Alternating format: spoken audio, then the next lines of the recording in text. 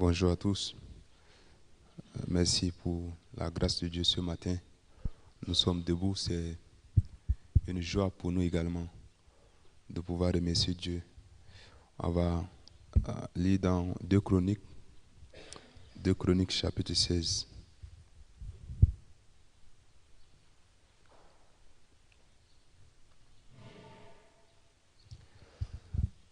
2 Chroniques chapitre 16 à partir du verset 1, je vais lire. Il est écrit: La 36e année du règne d'Asa, Baécha, roi d'Israël, monta contre Juda et il bâtit Rama pour empêcher ceux d'Aja, roi de Juda, de sortir et d'entrer. Asa sortit l'argent et l'or des trésors de la maison de l'Éternel et de la maison du roi, et il envoya des messagers vers Ben-Hadad, roi de Syrie, qui habitait à Damas. Il lui fut dit qu'il y ait une alliance entre moi et toi, comme il y eut une entre mon père et ton père. Voici, je t'envoie de l'argent et de l'or. Va, romps en alliance avec Baécha, roi d'Israël, afin qu'il s'éloigne de moi. Ben-Hadad écouta le roi Asa. Il envoya les chefs de son armée contre les villes d'Israël, et il frappait Ison, Dan, Abel, Maïm et tous les magasins des villes de Nephtali. Lorsque Baécha l'apprit, il chercha de bâtir Rama, et il interrompit ses travaux. Le roi Asa occupa tout Juda à emporter les pierres et le bois que Baécha employait à la construction de Rama, et il s'en servit pour bâtir Geba et Mitzpah. Dans ce temps-là, Hanani, le voyant, alla auprès d'Asa, roi de Juda, et lui dit: Parce que tu t'es appuyé sur le roi de Syrie et que tu ne t'es pas appuyé sur l'Éternel ton Dieu, l'armée du roi de Syrie s'est échappée de tes mains.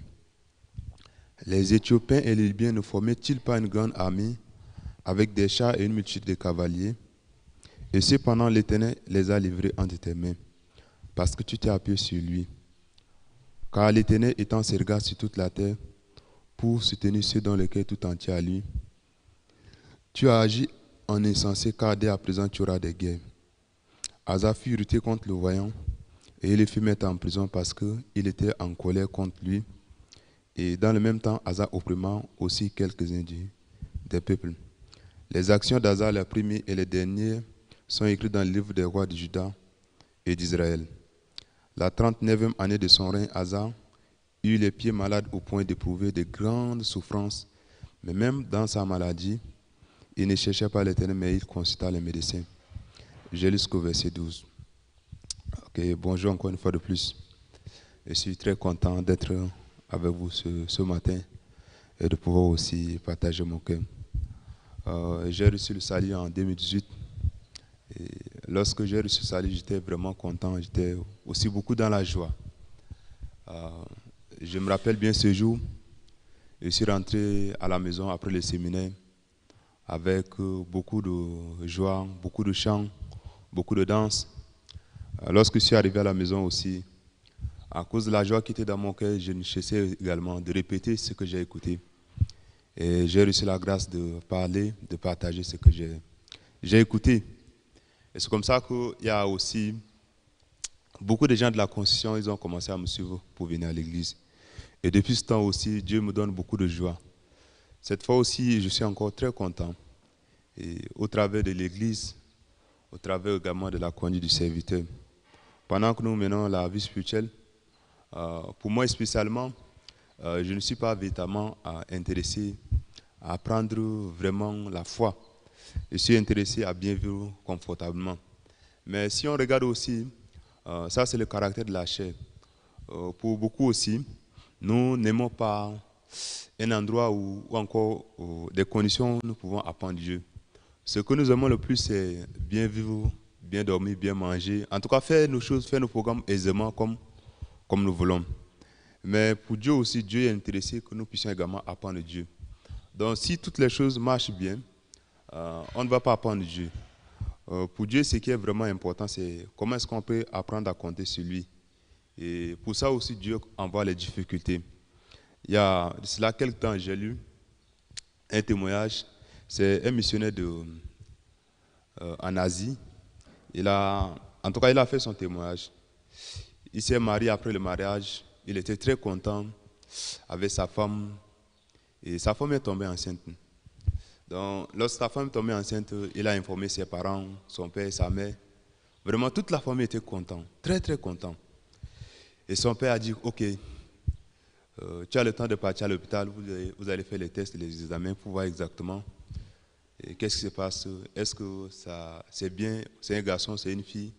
En tout cas, il a parlé comme ça.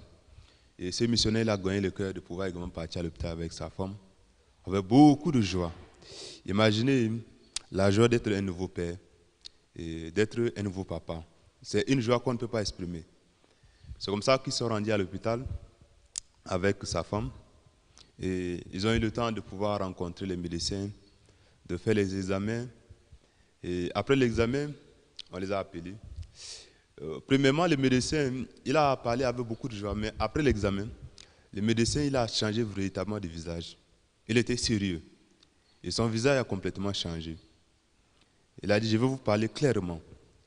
Vraiment, votre enfant a un problème. Et ce problème, c'est seulement un enfant sur 600 qui ont ce genre de problème. Il a une maladie mentale. Et avec son téléphone, ce médecin a commencé à montrer exactement la maladie de cet enfant. Il a conseillé, vous êtes encore jeune. Si cet enfant sort, vous allez beaucoup souffrir. Donc, je vous conseille d'avorter maintenant. Et vraiment, quand sa femme a écouté ça, sa femme a commencé à pleurer. Elle a vraiment pleuré jusqu'à... Mais lui, comme il est homme, il ne veut pas pleurer ouvertement. Mais dans son cœur aussi, il est en train de faire comment? Il est en train de pleurer. Il pleurait vraiment. Et vraiment, il ne savait quoi faire. Et ils ont le temps de rentrer, réfléchir à la maison. Le médecin a parlé encore. Vraiment, je vous dis que si cet enfant sort, vous allez beaucoup souffrir. Pour votre joie, vous êtes encore jeune. Il faut avorter maintenant. Et vous pouvez faire autre enfant. Alors, il a commencé à réfléchir. Comment est-ce que Dieu peut faire ce genre de choses? Un enfant sur 600. Donc, je suis le 1 sur 600 que Dieu il donne cette maladie. Il a commencé à réfléchir comme ça. Et il est rentré à la maison, pas de force, en tout cas avec beaucoup de détresse, avec beaucoup de plaies. Ils sont partis à l'hôpital avec beaucoup de joie, mais ils sont rentrés avec quoi? Avec les larmes. Et lorsqu'ils sont rentrés, ils ne savaient pas quoi faire. Mais il a écouté que le pasteur Park, il est presque dans un pays à côté. C'est comme ça qu'il a pris le bus, il est parti. Il a le temps de faire l'entretien. Et pendant qu'il causait aussi, il a partagé son cœur. Le pasteur Park lui a dit, ok, supposons que Dieu veut prendre une partie de ta main, est-ce que tu peux l'empêcher? Il a dit non. Si Dieu veut crever tes yeux, tu peux l'en empêcher? Il a dit non. Si Dieu veut couper les mains de ta femme, est-ce que tu peux l'en empêcher? Il a dit non. Si Dieu veut casser les pieds de ta femme, tu peux l'en empêcher? Il a dit non. Maintenant, si Dieu, il te donne un enfant qui est comment? Qui a la maladie mentale, qu'est-ce que tu vas faire? Vraiment, le pasteur Park n'a pas dit qu'il faut avorter, ne pas avorter. Mais l'entretien du pasteur Park s'est arrêté à ce niveau. Si Dieu veut te donner un enfant qui a une maladie mentale, qu'est-ce que tu peux faire? Alors, en écoutant ça, il a gagné ce cœur. Si Dieu il me donne un enfant qui a une maladie mentale, je vais accepter. Et c'est comme ça qu'il a également gagné le cœur de garder la grossesse. Et dès qu'ils sont rentrés, après l'entretien de pasteur Park, le médecin a encore appelé. Il est encore temps. Vous pouvez encore avorter, il n'y a pas de problème. Et il a dit clairement au médecin que quoi? On ne va plus avorter, on va garder la grossesse jusqu'à ce que l'enfant sorte. Et c'est comme ça qu'ils ont le temps de garder l'enfant jusqu'à... Et lorsque sa femme a accouché, miraculeusement, l'enfant n'avait aucun problème. L'enfant était normal, tout beau. Et lorsque l'enfant grandissait, il était même très intelligent. Il prêche l'évangile. Mais s'il avait suivi également les conseils du médecin, il allait faire quoi? Il allait également avorter et tout ça devait également se passer. Pendant que nous menons également la vie spirituelle, Dieu est content lorsqu'on apprend Dieu. Dieu est content lorsqu'on apprend aussi à compter sur lui. Ça, c'est la joie de Dieu. Mais nous sommes contents à quel moment? Lorsque tout fonctionne bien, lorsque les choses marchent bien, lorsqu'on est à l'aise, lorsqu'on est tranquille.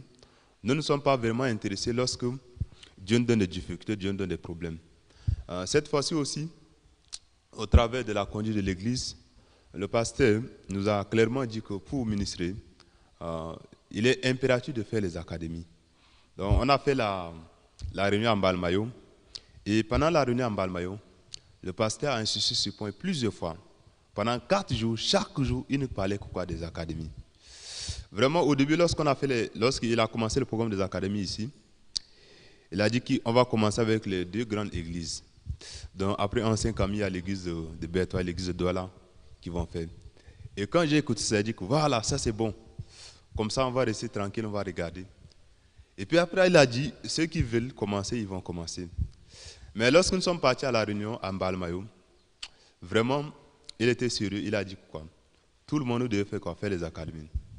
Et vraiment, en réfléchissant aux académies, de tous les contenus, du début jusqu'à la fin, c'est vraiment beaucoup de travail à faire. Non seulement beaucoup de travail à faire, et aussi beaucoup de dépenses. Et pendant qu'on a fait la formation des académies avec le missionnaire, le pasteur Cephas, il nous a dit que ici, le pasteur est resté avec une dette de 500 000. Yeah. Qu'on a écouté la dette, mais nous, on va faire la dette où? On va prendre la dette chez qui? Et vraiment, moi, spécialement, dans mon cœur, j'ai dit que pour le moment, ce n'est pas possible.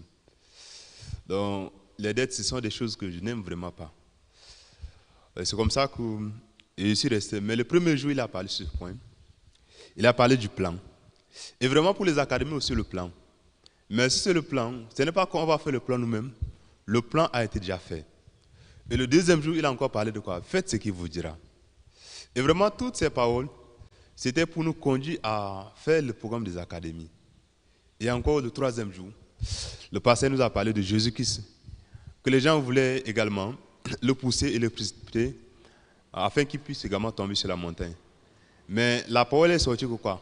Passant au milieu d'eux et il s'en alla. Donc nous demain aussi, le pasteur a dit que si nous menons la vie spirituelle, si nous commençons avec le programme des académies, il y aura beaucoup de difficultés. Mais selon cette parole qui est sortie, passant au milieu d'eux et s'en alla. Nous pouvons également passer au milieu et partir. Passer au milieu des difficultés et voir comment est-ce que Dieu va travailler. Et vraiment en écoutant ça, lorsque je suis rentré aussi, dans mon cœur, il y avait ce souci. Comment est-ce qu'on va faire pour le programme des académies? Et nous sommes rentrés jeudi. Vendredi matin, on a fait la réunion avec le pasteur. Et vraiment, pendant qu'on a fait la réunion avec le pasteur, il nous a dit clairement que lorsqu'on va commencer le programme des académies, il y a 2 camps. Il y a le camp des gens qui vont échouer et le camp des gens qui vont faire comment? Qui vont réussir. Donc la moitié va échouer, la moitié va faire comment? Va réussir. Et vraiment, parmi les gens qui vont échouer, et que j'étais sûr que je suis également peut-être le premier qui va faire comment? Qui va échouer. Quand j'ai écouté ça, dans mon cœur encore, j'ai dit que voilà, c'est ce que j'ai dit. C'est pour ça que je ne veux pas commencer. Mais je veux rester tranquille. Si on va faire beaucoup de dépenses, on va rester là, c'est pas ça pour échouer. Vraiment. En tout cas, j'ai écouté comme ça. Mais il a encore insisté sur ce point.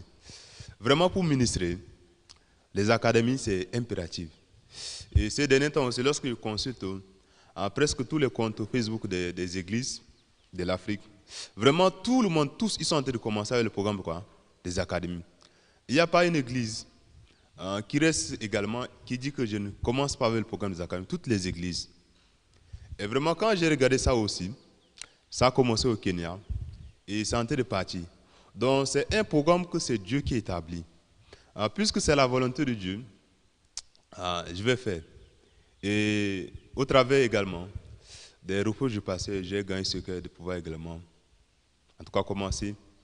Et lorsqu'on a commencé, dans mon cœur, il y avait beaucoup des inquiétudes. Comment est-ce qu'on va faire? Les anciens, on va trouver les anciens où? Nous sommes dans un petit village, un village vraiment reculé. Et vraiment, tout l'endroit là-bas, c'est bizarre. Les gens ne veulent pas étudier. Et il y a beaucoup de pensées comme ça qui ont commencé également à monter dans mon cœur. Mais si je ne faisais pas, je tente aussi de penser comment est-ce que le passé va me reprocher. Donc, à cause de ces reproches, j'ai dit qu'il faut commencer. Et on a reçu la grâce de trouver une petite somme d'argent pour imprimer les flyers. Lorsqu'on a imprimé les flyers, on a fait notre première réunion. Et vraiment notre première réunion, dans le plan des académies, donc que ce soit pour les cours, que ce soit pour les réunions, donc c'est vraiment mentionné clairement qu'on doit arriver au moins 30 minutes avant. Et vraiment quand je lis ça le premier jour pour la réunion, je suis arrivé, on devait faire la réunion à 14h. Je suis arrivé à 11h30. J'ai arrangé la chapelle, je suis resté. J'étais parti avec ma femme. Ma femme aussi, elle est partie pour garder les bébés. Et à 14h, il n'y avait personne. Même à 14h10, ma femme aussi n'était pas là. J'ai dit, voilà, on a déjà quoi? On a déjà échoué. Il n'y a personne qui va venir. Mais après 20 minutes, ma femme est arrivée. Il y a les soeurs qui ont commencé aussi à venir. Lorsqu'on a fait notre réunion, j'ai commencé à demander qu'est-ce qu'on va enseigner. Il y a une personne qui a levé la main, je vais enseigner la cuisine. L'autre personne qui a levé la main, je vais enseigner quoi? Secrétariat bureautique. Je lui ai demandé, tu vas enseigner quoi? Excel. Il a dit que non, il faut commencer d'abord par Word. Il a dit, ok, il n'y a pas de problème. Et l'autre personne dit quoi? Je vais enseigner soins des premiers secours. Et vraiment, sur les fiches qu'on a fait, il y a esthétique coiffure. Et esthétique coiffure, les essais ont commencé à dire que quoi? On doit faire esthétique coiffure ici. Mais j'ai dit, on n'a pas d'enseignant ici. Donc, si on n'a pas d'enseignant, il faut qu'on enlève ça des flyers. J'ai dit que non, on va laisser. On va inviter avec tous les gens qui vont venir, on va les persuader de pouvoir faire les académies qu'on a ici. En tout cas, c'est comme ça qu'on a commencé avec les invitations. Et en même temps aussi, il y avait les... Comme nous sommes en période électorale, vraiment pendant qu'on s'était invité, le jour de la journée d'orientation, initialement c'était prévu le 25 octobre.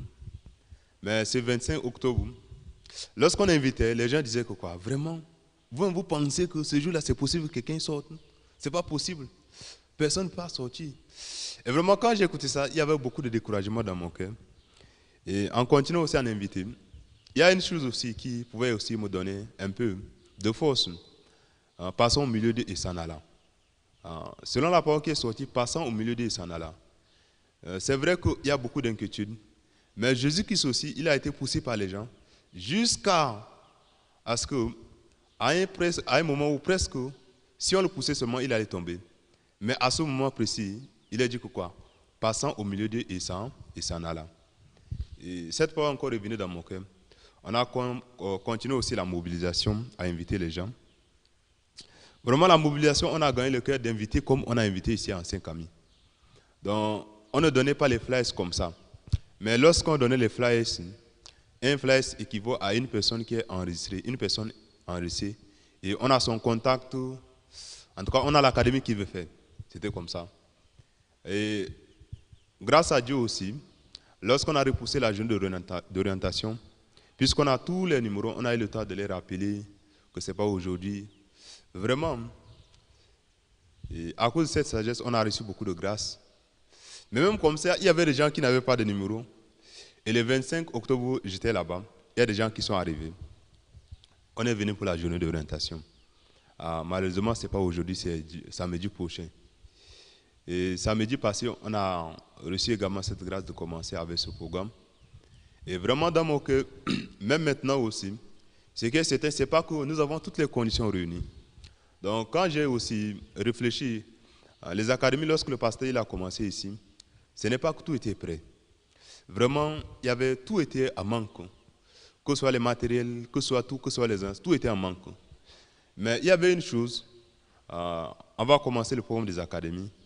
Et il a dit clairement quoi, si on évite 4000 personnes, il y aura 400 personnes. Et vraiment sur les 400 personnes, il a clairement dit que les gens qui vont assister au culte du soir, ils seront plus nombreux que les gens qui vont assister au culte du matin. C'était comme un coup de tonnerre. Lorsque j'ai écouté ça, dans mon cœur, c'était possible. Mais vraiment, c'est possible. Et on a vu clairement comment est-ce que pendant 3 mois, les cultes du soir, il y avait vraiment beaucoup de gens. Donc dans mon cœur aussi, je voulais que beaucoup de gens écoutent l'évangile. Mais je ne veux pas le fardeau. C'est vraiment étonnant.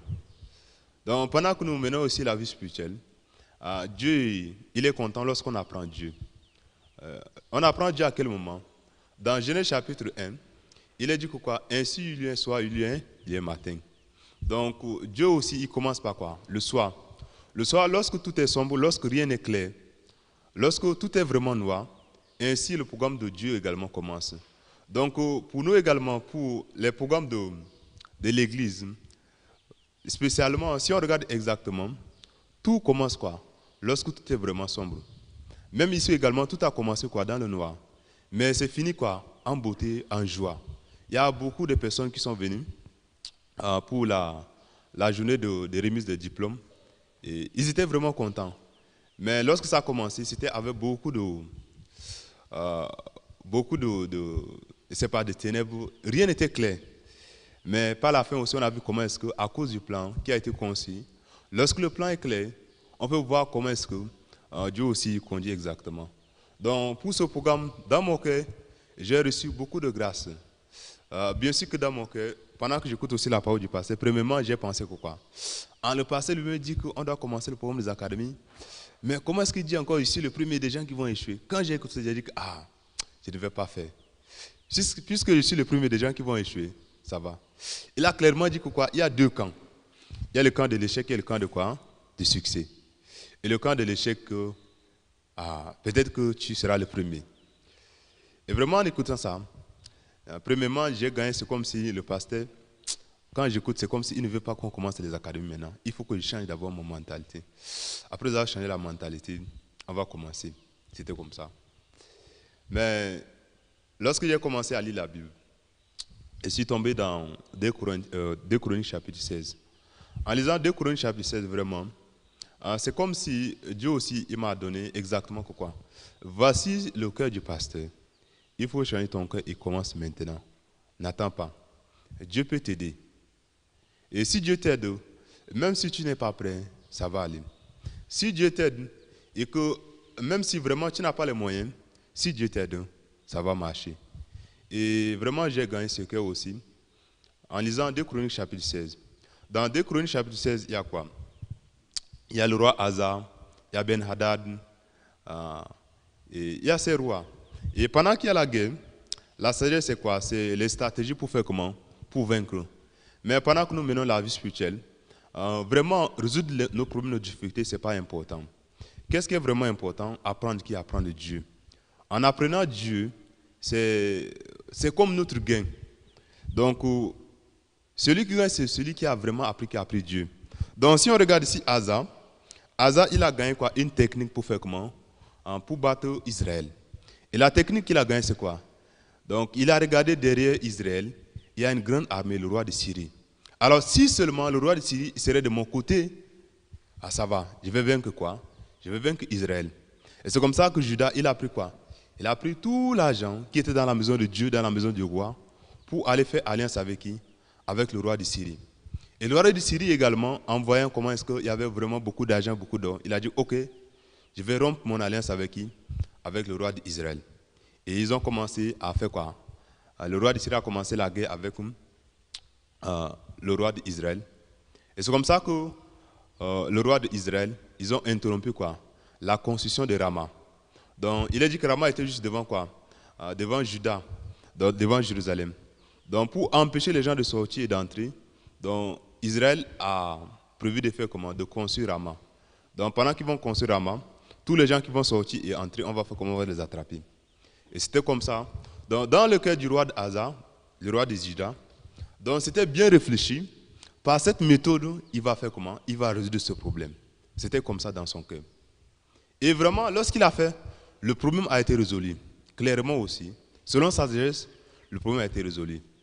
Mais en ce temps, il a dit que quoi? Qu'il y a un voyant, ou encore le prophète, il est venu. Il a commencé à parler à qui? Au roi Asa.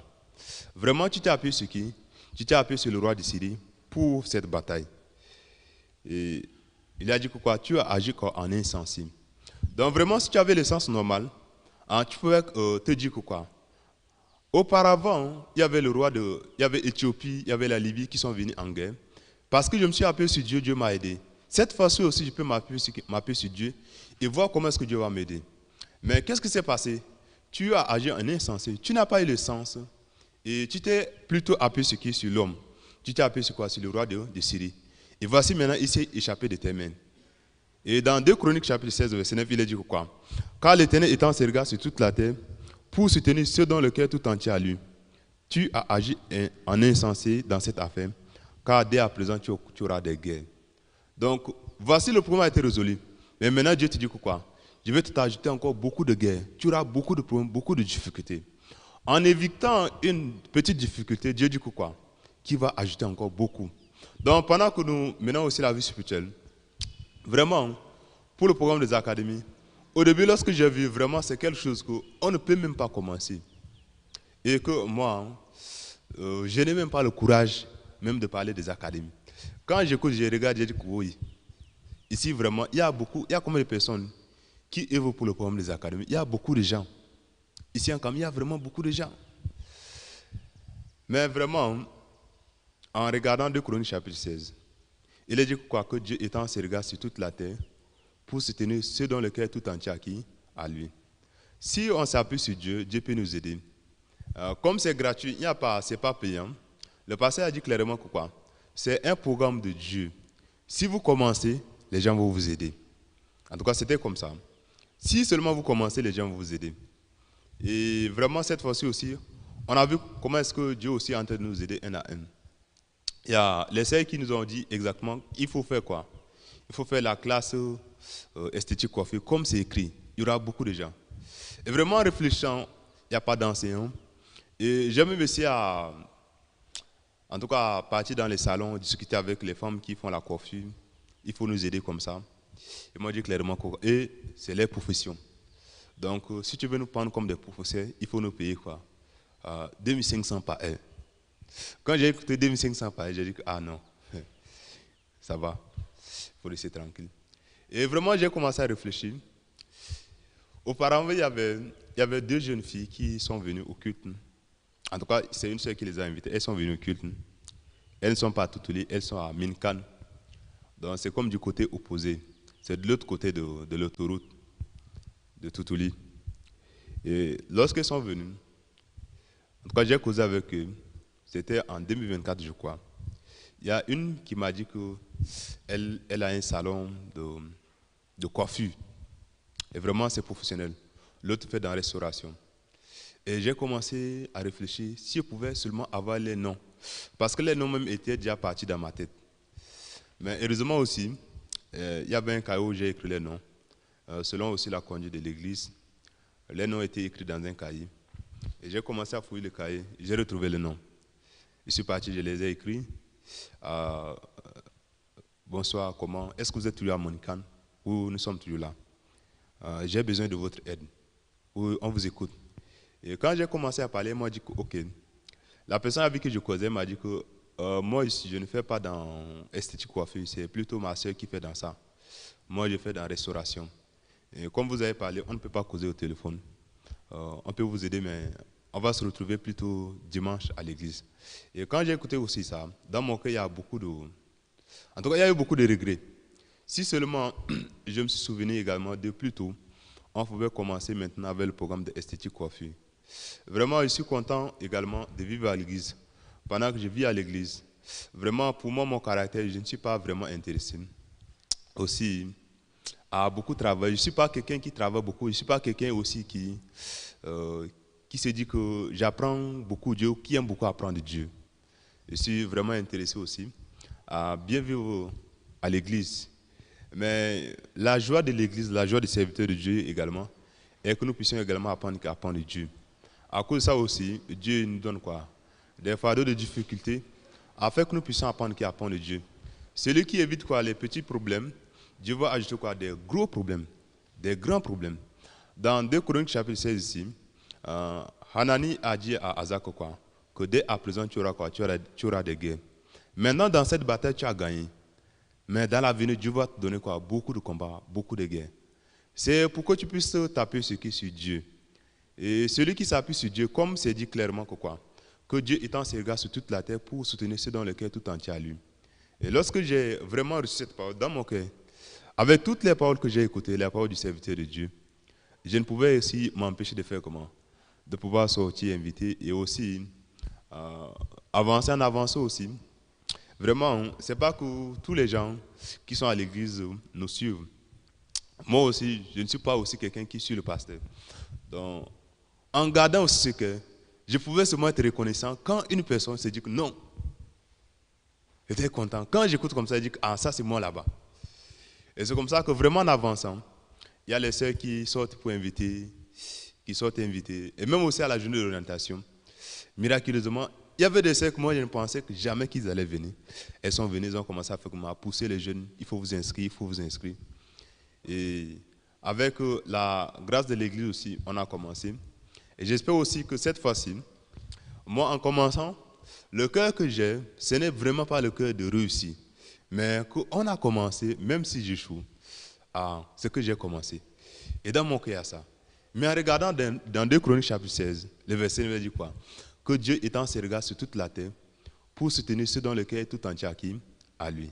Et vraiment, c'est une grâce pour moi aussi d'être à l'église, de pouvoir aussi être poussé par qui? Être poussé par Dieu, être poussé par l'église, être poussé par les serviteurs de Dieu. Si je ne suis pas poussé, mon caractère c'est de rester aussi jouer avec mes enfants tranquille et aussi rester dans la chambre. C'est ça mon caractère. Mais à cause du serviteur de Dieu, à cause aussi de sa conduite, je ne peux aussi m'empêcher de pouvoir aussi avancer et voir comment est-ce que Dieu m'aide continuellement pendant que je vis à l'église. Je suis vraiment très content de pouvoir aussi commencer avec le programme des académies. C'est aussi beaucoup de joie. Donc, je peux voir comment est-ce que Dieu me donne beaucoup de joie ces derniers temps. Et c'est avec beaucoup de grâce que je viens de partager aussi cela avec vous. Nous allons prier. Éternel Dieu, merci pour ce matin. Tu nous accordes ta grâce pendant que nous vivons à l'église, de pouvoir apprendre à compter sur toi, de pouvoir apprendre Dieu. Lorsque tu nous donnes des problèmes de difficulté, Éternel Dieu, ce n'est pas pour nous conduire au malheur, ce n'est pas pour nous donner le désespoir, c'est que nous puissions apprendre Dieu, c'est pour que nous puissions, Éternel Dieu, apprendre à compter sur toi. Merci, Éternel Dieu, pas que nous puissions utiliser nos forces, notre sagesse pour résoudre les problèmes, mais apprendre à compter sur toi et voir comment est-ce que tu nous aides. Tel est ton cœur envers nous. Merci également, Éternel Dieu. J'espère que pour le problème des académies, que tu puisses également continuer nous accorder ta grâce, de voir continuellement ta face et que nous puissions, Éternel Dieu, voir ta providence dans notre vie. Merci pour tout, béni sois-tu pour le séminaire également qui a commencé hier. Ce séminaire va finir aujourd'hui. Et avec ce programme, on espère que beaucoup de gens également écoutent l'évangile. Il y a beaucoup d'activités pour l'église cette fois-ci. J'espère qu'avec ta sagesse aussi, Éternel Dieu, que nous puissions voir ta face continuellement. Merci pour tout, béni sois-tu. Nous te confions cette journée en ta main. J'ai prié au nom de Jésus-Christ. Amen. Donc, merci.